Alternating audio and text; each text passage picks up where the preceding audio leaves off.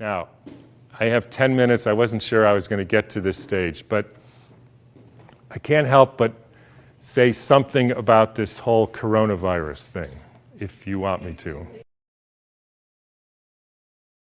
Yes. So, again, when you know Steiner, you have the answers to the test, but you have to then figure out the details. In 1918, after the biggest pandemic, the Spanish flu pandemic of 1918, Steiner was asked, what was this all about?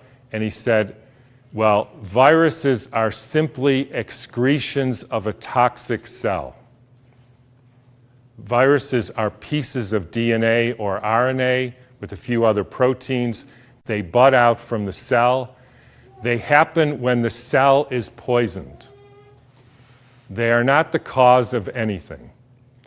And the first way I would encourage you to think about this is if you are a famous dolphin doctor, right? And you had been studying dolphins in the Arctic Circle for hundreds of years, or at least a long time, and the dolphins were fine. And then they call you up, Fred, all the dolphins, or a lot of the dolphins, are dying in the Arctic Circle. Can you come and investigate? Right? And you have one question to ask. So, show of hands. How many of you would say, I want to investigate a dolphin to see the genetic makeup of that dolphin? Nobody, because that's stupid. How many of you would say, I want to see if this dolphin and that dolphin has a virus because it might be contagious and that's why all these dolphins are getting sick? That fellow. How many of you would say, excuse my French here, did somebody put some shit in the water here? Like Exxon Valdez? Anybody? Everybody. Because that's what happened. And the cells get poisoned. They try to purify themselves by excreting debris, which we call viruses. If you go to the current theory of viruses called exosomes, and the latest head of the NIH giving a talk on the complexity of viruses, you will see this is perfectly in line with the current thinking on what a virus really is. I had a dramatic example of this when I was growing up. Right outside our house, there was a wetlands, and they were full of frogs, and the frogs kept me up at night, so I taped the windows, and in the spring they made a big racket. And then over time, the frogs were all gone. How many thinks the frogs had a genetic disease? How many thinks the frogs had a virus? How many thinks somebody put DDT into the water? That's what happened. Diseases are poisoning. It's one of the reasons why vaccines, so let me skip that for a minute. So what happened in 1918? There was a huge, in every pandemic in the last 150 years, there was a quantum leap in the electrification of the Earth. In 1918, late fall of 1917, there was the introduction of radio waves around the world. Whenever you expose any biological system to a new electromagnetic field, you poison it, you kill some, and the rest go into a kind of suspended animation so that, interestingly, they live a little bit longer and sicker. And then starts in World War II with the next pandemic with the introduction of radar equipment all over the Earth, blanketing the entire Earth in radar fields. First time humans have ever been exposed to that. In 1968, there was the Hong Kong flu, and it was the first time the Earth has a protective layer in the Van Allen belt, which essentially integrates the cosmic fields from the sun and the Earth, from the moon and Jupiter, etc., integrates that and essentially distributes that to the living beings of the Earth. And we put satellites emitting radioactive frequencies in the Van Allen belt. Within 6 months, we had a new viral pandemic. Why viral? Because the people are poisoned, they excrete toxins, they look like viruses. People think it's a flu epidemic. In the 1918 epidemic, the Boston Health Department decided to investigate the contagiousness of this. So they, believe it or not, took hundreds of people with the flu and they sucked the snot out of their nose and injected it into the healthy people who didn't have the flu, and not one time could they make the next person sick. They did this over and over again, and they were not able to demonstrate contagion. They even did it with horses who apparently got the Spanish flu, and they put bags over their head, and the horses sneezed in the bag, and they put the bag over the next horse, and not one horse got sick. You can read about this in a book called The Invisible Rainbow by Arthur Furstenberg, who chronicles all the steps in the electrification of the earth and how within 6 months there was a new flu pandemic all over the world. And when you hear the normal explanations, how did it go from Kansas to South Africa in 2 weeks? So the entire world got the symptoms at the same time, in spite of the fact that the mode of transportation was horseback and boats, and there's no explanation for it. They just say, we don't know how that happened. But when you think about it, with these radio waves and other frequencies that some of you have in your pocket and on your wrist, you can send a signal to Japan and it arrives instantaneously. So any of you who don't believe, there is an electromagnetic field that communicates globally within seconds, just is not paying attention to this. And I will only finish by pointing out that there has been a dramatic and quantum leap in the last 6 months with the electrification of the Earth. And I'm sure a lot of you know what that is. It's called 5G, where they now have 20,000 radiation-emitting satellites, just like the radiation-emitting thing in your pocket and on your wrist and that you use all the time. That is not compatible with health. I'm sorry to say it, it's not compatible with health. That is a water destructuring device. And for any of you who say, yeah, well, we're not electrical beings, we're just physical matter, then don't bother doing an EKG or an EEG or a nerve conduction test, because we are electrical beings and the chemicals are only the byproduct of those electrical impulses. And I'll finish with, anybody want to make one guess as to where the first completely blanketed 5G city in the world was? Exactly. So when you start thinking about this, we are in an existential crisis here, folks, the likes of which humankind has never seen. And I don't want to go all Old Testament prophet on you, but this is something that is unprecedented. The putting of 100,000 satellites in the very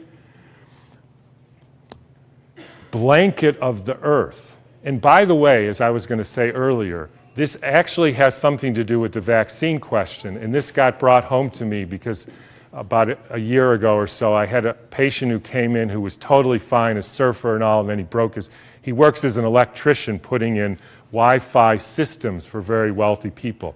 Electricians have a very high mortality rate, but he was fine.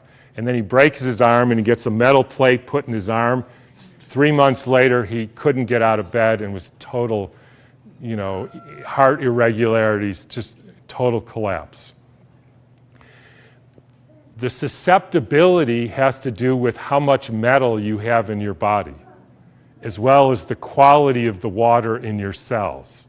So if you start injecting aluminum in people, they become receptors for absorbing increased electromagnetic fields, and that is a perfect storm for the kind of deterioration of the species, which is what we're now experiencing.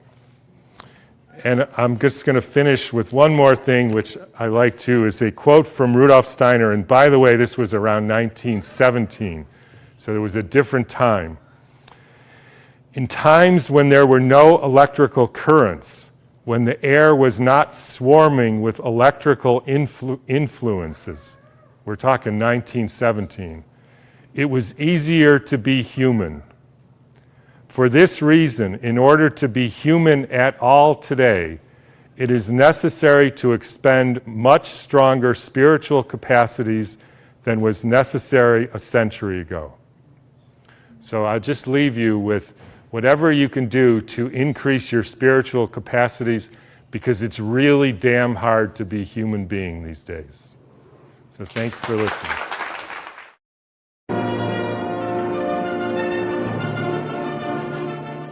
How much cell phone radiation is our environment bombarded with daily?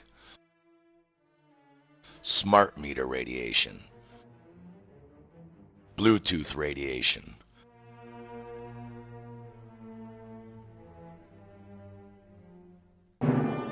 global Doppler radar radiation,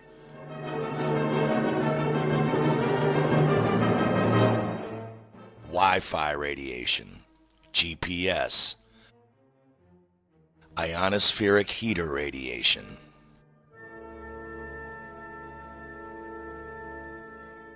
Our cells are already being poisoned by unprecedented amounts of electrosmog. And now, on top of that,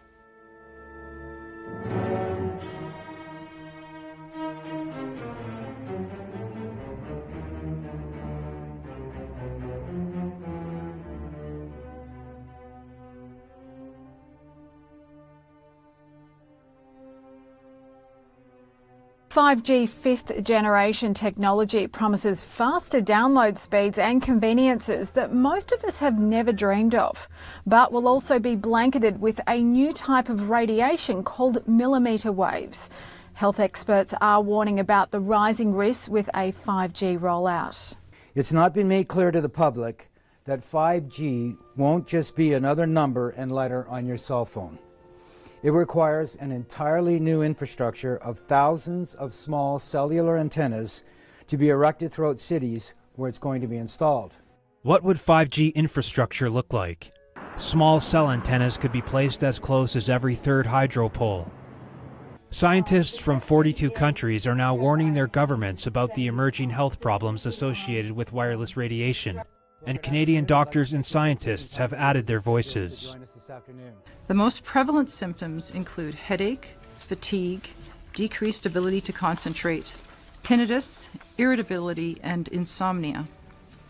Impacts on the heart and the nervous system are also of great concern.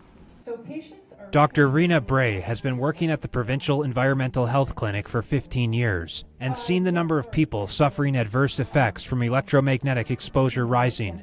We are concerned that the upcoming introduction of 5G will significantly increase the proximity and extent of exposure to microwave radiation in Ontarians. We predict that the number of people who develop the symptoms I just mentioned will rise in the places where 5G is first installed. Dr. Magda Havas is internationally recognized for her research on the biological effects of electromagnetic pollution. She said that at high intensities, these waves cause intense heat and pain because sweat glands on the surface of our skin act like mini antennas.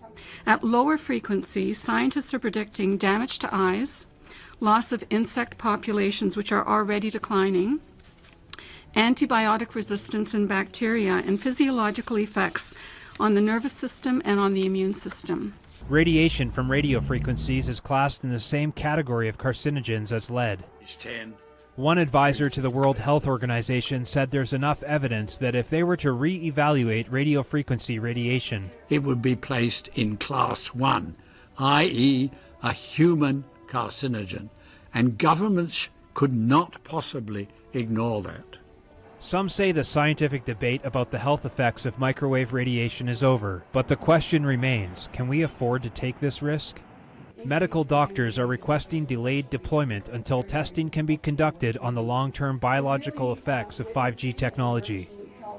if all of these scientists are warning governments about these dangers, why is nothing being done about it?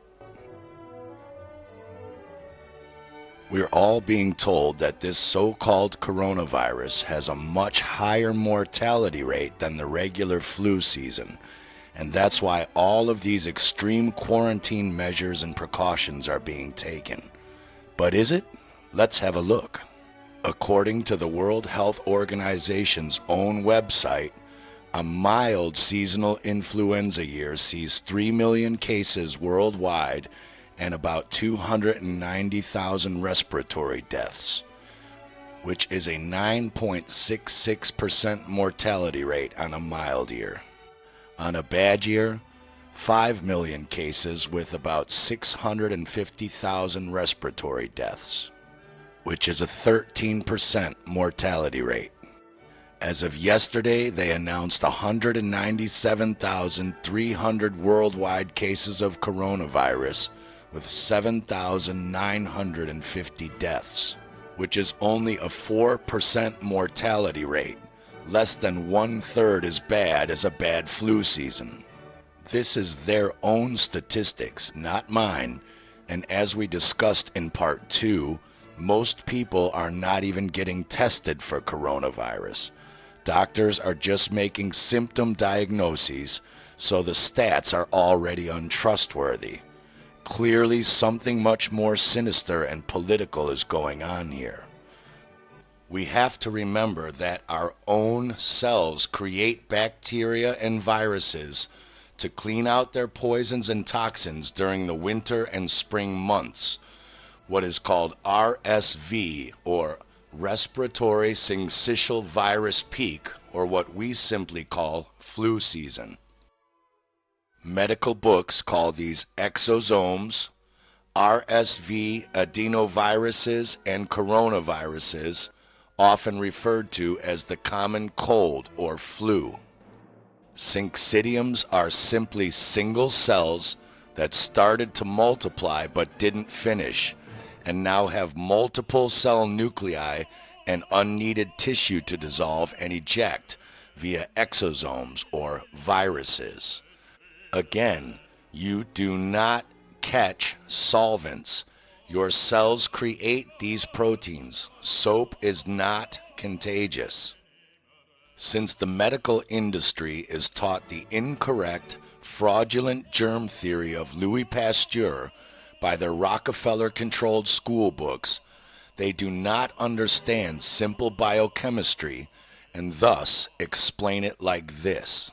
RSVs, or respiratory syncytial viruses, are said to be the leading cause of bronchitis and pneumonia and affect 64 million people worldwide every single flu season. Bill Gates, Event 201.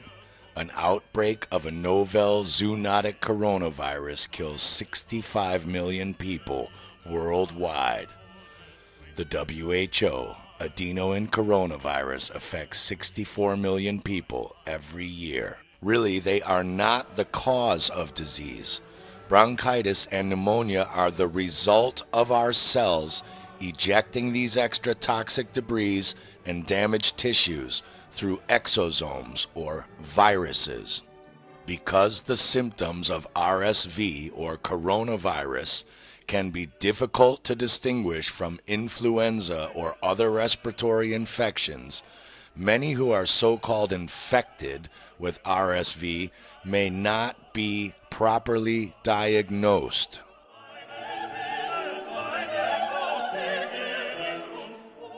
So if 5G isn't activated yet, why are so many people allegedly getting the coronavirus? Well, because 65 million people always cellularly detox right now every year, for starters. Normally only 3 to 6 million people see a doctor for it, but since the media has scared the hell out of everyone this year, more people will be going to the doctor for the common cold or coronavirus.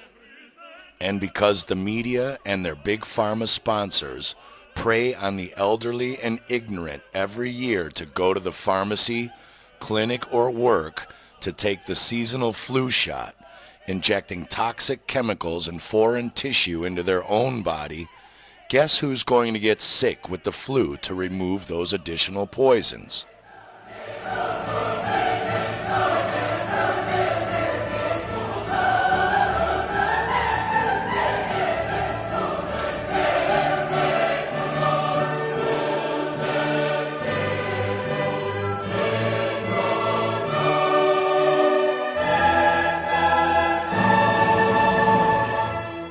Let's look more at these tests.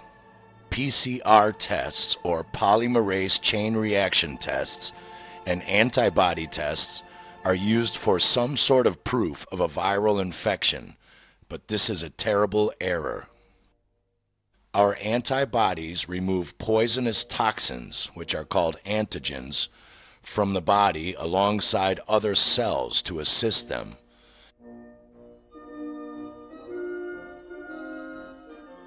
Antibodies identify antigens or poisons by tagging them for removal.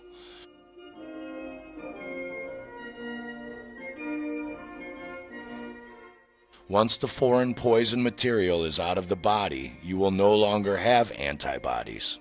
Hence the name, antibody. Quick IQ test.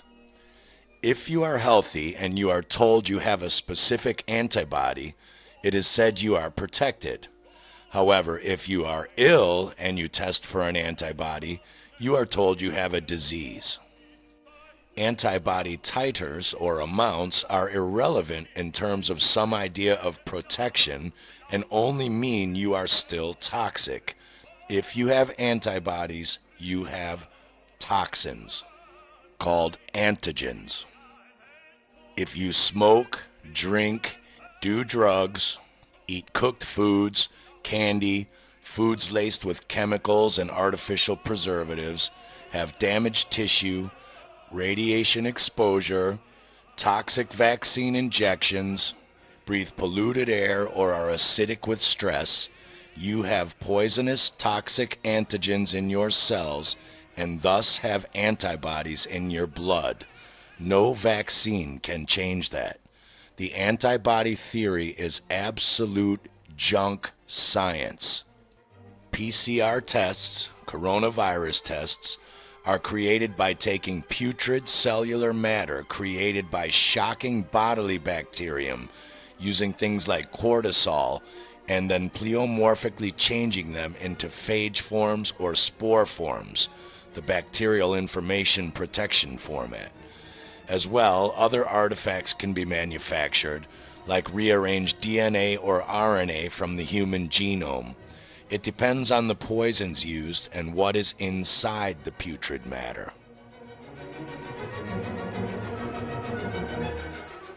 It is important to understand that the PCR technique is a multiplication technique and not a quantification technique.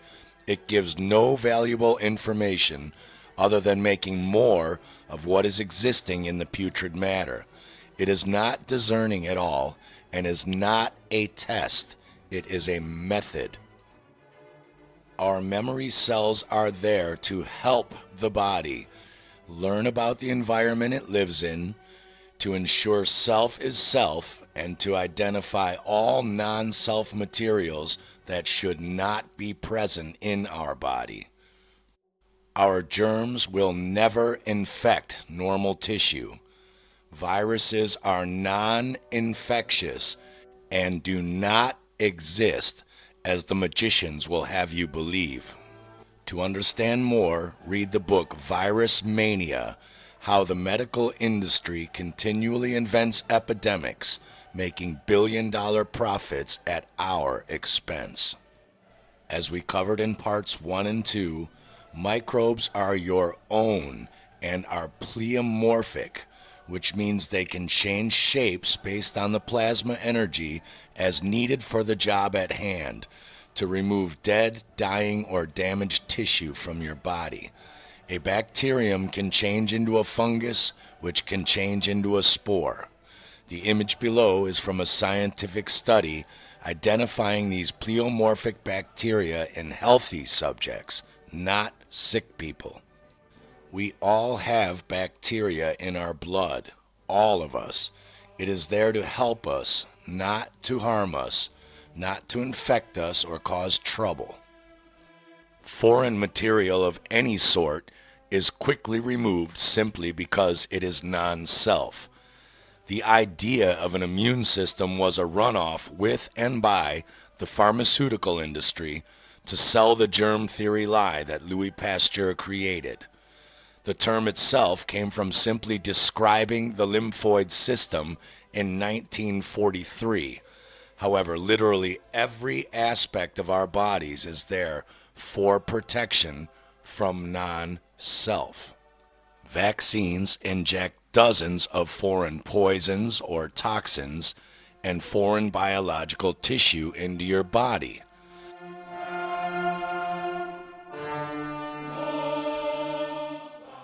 Therefore, vaccines completely confuse what is self and non-self, leading to all sorts of tissue damage, protein malformations, DNA breakages, infections from chronic inflammation, and even mitochondria damage. In other words, vaccines create in your cells the exact same things your own cells have to create exosomes or viruses to remove from themselves. Vaccines create cell communication problems, nervous system disorders. Literally every system can be damaged by these poisons, depending on the type, location, age, genetic display, as well as other internal environmental factors, most certainly leading to chronic disease if the host even survives it, specifically cancer.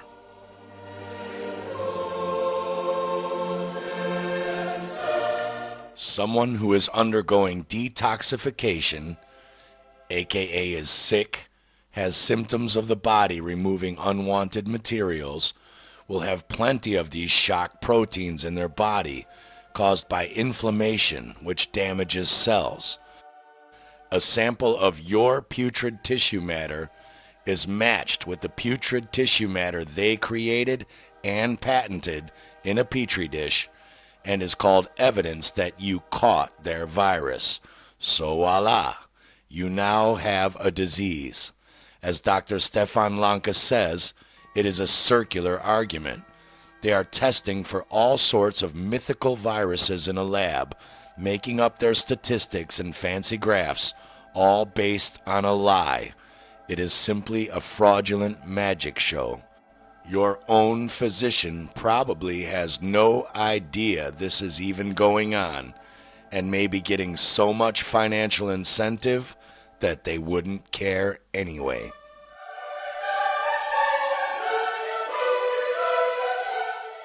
Say someone is ill. They are detoxing poisons from their body, which is what colds and flus are. Someone takes their blood, saliva, mucus, or any other waste product, adds it to a petri dish, adds chemicals to that dish which shocks the bacterium and breaks the DNA further.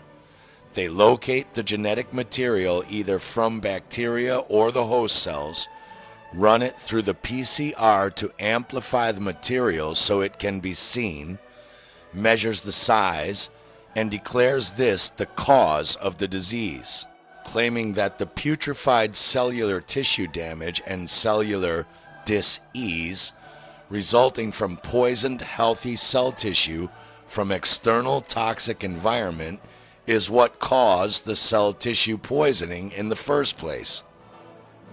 In other words, this was fine until this turned this into this. Now anyone else who presents similarly, not the same or identical, but close enough, will be tested in the same manner, and if their putrid matter lines up with the same weight and size as seen on the PCR and or Western blot, voila, you have the disease. And you're in luck, as we have something for you.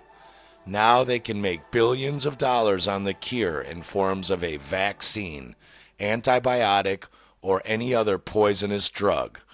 However, if you are healthy, you can also test positive, because just like in the HIV/AIDS hoax, we all have these same bacteria in our bodies. The conditioning is so deep and complete that even when you, with your marketing, liberal arts, or no specialized experience at all in virology or molecular biology, hear that a prominent virologist and molecular biologist like Dr. Stefan Lanka spent 26 years in the AIDS HIV field trying to find any proof it even exists. You claim it so absurd through willful ignorance and cognitive dissonance that even you dismiss it from any worthiness of serious consideration or self-investigation.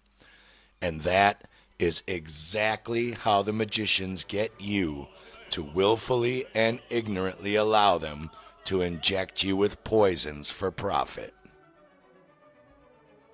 No, the American colonists did not spike native Indian blankets with smallpox. Smallpox would be a natural cellular viral cleaning response to skin contact with blankets spiked with an actual poison from natural plants like ricin, strychnine, or cyanide. You are most certainly asking, well, what about the Spanish flu of 1918? Dr. Eleonora McBean, Ph.D., M.D., wrote 2 of the most comprehensive research books on the subject, which we'll link in the description, and it is imperative that you read them to understand what is happening again today. I will, however, read 2 important sections, and you can read the detailed proofs yourself. The First World War was of a short duration, 1914 to 1918, so the vaccine makers were unable to use up all their military vaccines. As they were and still are in business for profit, they decided to sell it to the rest of the population. So they drummed up the largest vaccination campaign in U.S. history. There were no epidemics to justify it, so they used other tricks. Their propaganda claimed the soldiers were coming home from foreign countries with all kinds of diseases and that everyone must have all of the shots on the market. The people believed them because, first of all, they wanted to believe their doctors, and second, the returning soldiers certainly had been sick. They didn't know it was from doctor-made vaccines, as the Army doctors don't tell them things like that. Many of the returned soldiers were disabled for life by these drug-induced diseases. That pandemic dragged on for 2 years, kept alive with the addition of more poison drugs administered by the doctors who tried to suppress the symptoms. As far as I could find out, the flu hit only the vaccinated. Those who had refused the shots escaped the flu. My own family had refused all the vaccinations, so we remained well at the time. We knew from the health teachings of Graham, Trail, Tilden, and others that people cannot contaminate the body with poisons without causing disease. When the flu was at its peak, all the stores were closed, as well as the schools, businesses, even the hospital, as the doctors and nurses had been vaccinated too and were down with the flu. No one was on the streets. It was like a ghost town. We seemed to be the only family which didn't get the flu, so my parents went from house to house, doing what they could to look after the sick, as it was impossible to get a doctor then. If it were possible for germs, bacteria, virus, or bacilli to cause disease, they had plenty of opportunity to attack my parents when they were spending many hours a day in the sick rooms. But they didn't get the flu, and they didn't bring any germs home to attack us children and cause anything. None of our family had the flu, not even a sniffle, and it was in the winter with deep snow on the ground. When I see people cringe when someone near them sneezes or coughs, I wonder how long it will take them to find out that they can't catch it, whatever it is. The only way they can get a disease is to develop it themselves by wrong eating, drinking, smoking, or doing some other things which cause internal poisoning and lowered vitality. Knowing what we now know, let's see how this works. Mainstream media. Why are the deaths from coronavirus so high in Italy? Deaths from the new coronavirus in Italy have soared in recent days, with the country reporting 463 total fatalities from the virus out of 9,172 confirmed cases as of Monday, March 9th. But why are deaths in the country so high? Outside of mainland China, Italy now has the highest number of deaths in the world from COVID-19, the disease caused by the new coronavirus. And the country's fatality rate at 5% is much higher than the global average of 3.4%, according to the World Health Organization. The same World Health Organization that told you 64 million people every year come down with coronavirus or adenovirus, and that of those 64 million cases, the 3 to 5 million cases severe enough to seek medical attention or hospitalization only result in 9 to 13% mortality rates every year, nearly double or triple Italy's so-called high mortality rate of 5%. Bloomberg reports 99% of those Italians who died from viruses had other illnesses from previous medical conditions, according to a study by Italy's own National Health Authority. More than 75% had high blood pressure, 35% had diabetes, and 1/3 suffered heart disease. And the average age of those who died is 80 years old. All of the deaths under age 40 have been males with serious existing medical conditions. I wonder how many took one of these. Did you know that while we're all at home with our kids in lockdown, fleets of 5G installation vans have been spotted parked outside of schools in various countries?